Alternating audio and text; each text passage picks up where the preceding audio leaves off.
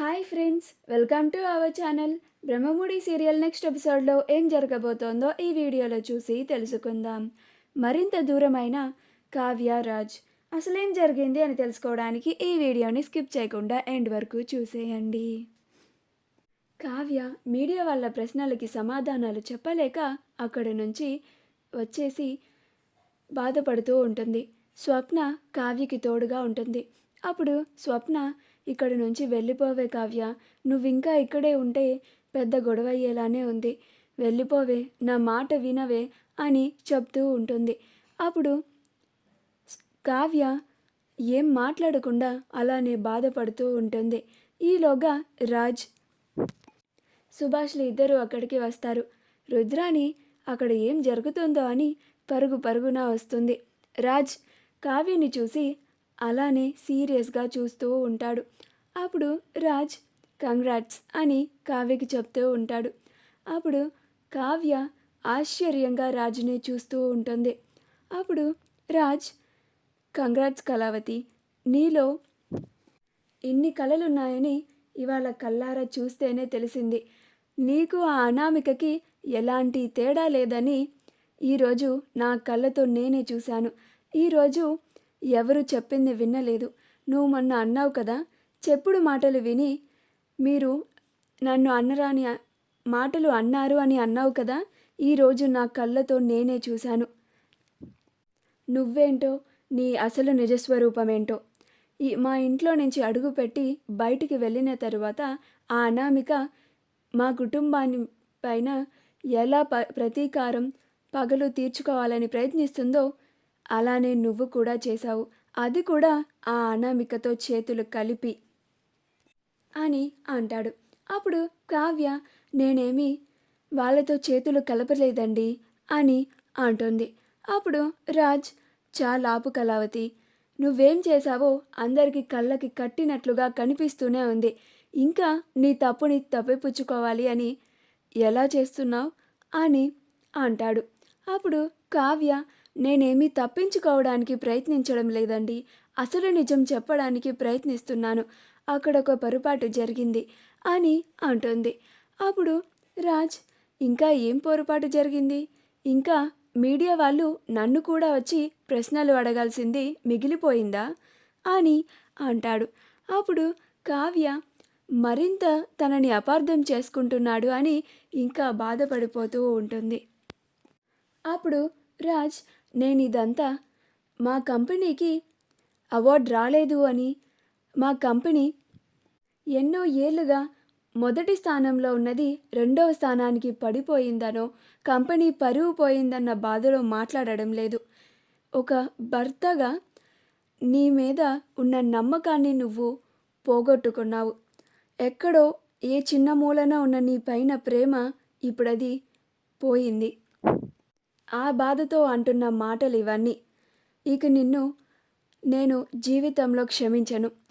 నువ్వు కూడా నీ మొహాన్ని నాకు జీవితంలో చూపించకు అని కోపంగా అక్కడి నుంచి వెళ్ళిపోతాడు.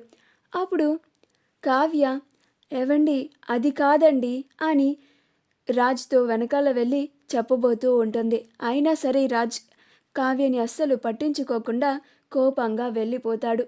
అప్పుడు సుభాష్, ఏంటమ్మా కావ్య, నువ్విలా చేస్తావని నేను అస్సలు ఊహించలేదు అని అంటాడు. అప్పుడు కావ్య, ఇందులో నా తప్పేమీ లేదు మావయ్య గారు అని అంటుంది. అప్పుడు రుద్రాని, వావ్, చాలా బాగుంది కావ్య, వాళ్ళు డయాస్ మీద మా క్రియేటివ్ డిజైనర్ కావ్య ఇదంతా కారణం అని అంత క్లారిటీగా అనౌన్స్ చేశాక కూడా దీంట్లో నీ తప్పేమీ లేదు అని అంటే నమ్మడానికి మేమందరం పిచ్చోళ్ళలా కనిపిస్తున్నామా అని అంటుంది. అప్పుడు కావ్య, అబ్బా అది కాదు రుద్రాణి గారు, దీని వెనక ఆ అనామిక కుట్ర చేసింది అని అంటుంది. అప్పుడు రుద్రాణి, ఇది చాలా బాగుంది కావ్య, చేసిందంతా నువ్వు చేసి మళ్ళీ అనామిక పైన నెట్టేస్తున్నావా అని అంటుంది. అప్పుడు సుభాష్, నువ్విలాంటి పని చేస్తావని, నువ్వే మన కంపెనీ పరువుని పోయేలాగా చేస్తావని అస్సలు ఊహించలేదమ్మా అని అక్కడి నుంచి వెళ్ళిపోతాడు. అప్పుడు రుద్రాని, ఏంటి కావ్య, అసలు నువ్వేంటి మన కంపెనీకి ప్రత్యర్థి కంపెనీ అయిన సామంత్ గ్రూప్ ఆఫ్ జ్యువెలరీస్లో డిజైనర్గా వర్క్ చేయడం ఏంటి అని అంటుంది. అప్పుడు కావ్య అలానే రుద్రాని వైపు కోపంగా చూస్తూ ఉంటుంది. అప్పుడు రుద్రాని, ఎనీవే, ఇక నువ్వు చేసిన ఈ తప్పుకి రాజ్ నిన్ను జీవితంలో మొహం చూడను అని నీ మొహాన్ని చీకొట్టి వెళ్ళిపోయాడు కదా, ఇకనైనా సిగ్గు తెచ్చుకొని వాడి ఎదురుగా కనపడకు అని అక్కడ నుంచి వెళ్ళిపోతుంది. అప్పుడు స్వప్న, కావ్య జాగ్రత్తగా ఇంటికి వెళ్ళవే, నేను వెళ్తున్నాను అని చెప్పి వెళ్ళిపోతుంది. అప్పుడు కావ్య బాధపడుకుంటూ ఒక్కతే ఇంటికి వెళ్తూ ఉంటుంది. సామంత్ తను గెలిచిన ఆనందంలో అనామికని హక్ చేసుకొని, బేబీ, ఇదంతా నీ వల్లే జరిగింది. నువ్వు ఆ కావ్య టాలెంట్ని నమ్మి కావ్య పైన చాలా నమ్మకం పెట్టుకొని మనం గెలుస్తాము నువ్వెంత చెప్పినా కానీ నేనే అదంతా పట్టించుకోకుండా చాలా టెన్షన్ పడ్డాను. నిజంగా ఆ కావ్యకి చాలా టాలెంట్ ఉంది. అలాంటి మనిషిని ఆ రాజ్ ఎందుకు పక్కన పెట్టాడో ఏంటో. ఎనీవే, రాజ్ అలా చేయడం వల్లనే కావ్య మనకి డిజైన్స్ వేయగలిగింది. మా కంపెనీ ఇన్నేళ్ళ నుంచి ఫస్ట్ పొజిషన్లోకి రాలేనిది ఈ ఇయర్ నీ సహాయంతో ఆ కావ్య డిజైన్స్తో నెంబర్ 1 పొజిషన్లోకి వచ్చింది. ఇదంతా నీ వల్లే బేబీ, నాకిప్పుడు చాలా హ్యాపీగా ఉంది అని హ్యాపీగా మాట్లాడుకుంటూ ఉంటారు. అప్పుడు అనామిక, నేను ముందే నీకు చెప్పాను కదా బేబీ, ఎందుకు అంత టెన్షన్ పడుతున్నావు, నేనున్నాను అని నువ్వే వినిపించుకోలేదు. ఇప్పుడు నువ్వే చూసావు కదా, ఆ కావ్య డిజైన్స్కి మనకి అవార్డు కూడా వచ్చింది. దానికి తోడు ఆ స్వరాజ్ గ్రూప్ ఆఫ్ ఇండస్ట్రీస్ పరువు కూడా పోయింది. ఇంకా రాజ్కి కావ్యలకి మధ్యన గొడవలు ఉన్నాయని, సోయాన ఆ రాజ్ భార్య మనకి డిజైన్స్ వేసి ఇచ్చింది అని మీడియాలో టెలికాస్ట్ అయ్యింది. పైగా ఆ దుగ్గిరాల కుటుంబం గురించి ఇంకా బ్యాడ్గా న్యూస్ అంతా స్ప్రెడ్ అవుతుంది. ఇంతకన్నా మనకి హ్యాపీయెస్ట్ మూమెంట్స్ ఇంకేం కావాలి అని ఆ అనామిక కూడా చాలా ఆనందపడుతూ ఉంటుంది.